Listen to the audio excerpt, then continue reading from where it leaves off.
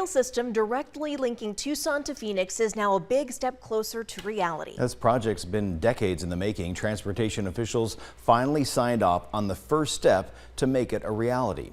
13 News reporter Sean Mahoney joining us now in studio to break down what makes this different from the projects from the last major development. Sean. Yeah, well, Dan, Mary, plain and simple, it all surrounds money. Now, this plan you see here shows preliminary works or projects on where this rail system would go from Buckeye all the way down to Tucson. But you need funding to determine the exact details of this railway, specifically where in Tucson people would have access to this. Now, with this federal approval, ADOT has the money to expand this plan, and part of it is making sure Tucsonans can finally give some input.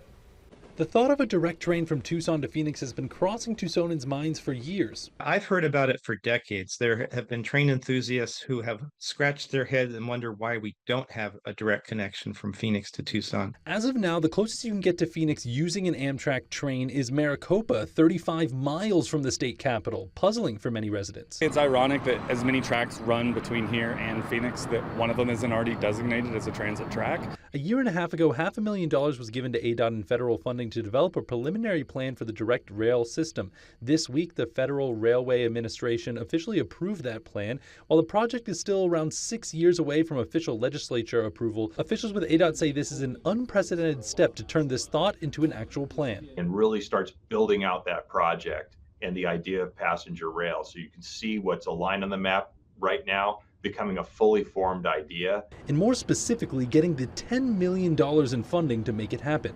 We have a lot of transportation needs in Arizona, and the process we're undertaking is quite expensive to do. Now we have those resources to move forward. So what can Tucsonans expect now? This developmental stage will give residents the chance to provide input on where stations should go, such as the airport, downtown, and along I-10, and get more details on the cost and if existing rail tracks will be used. We want the public to tell us, at the right time, hey, I like this idea, I don't like this idea. I think there should be a station here, a station there.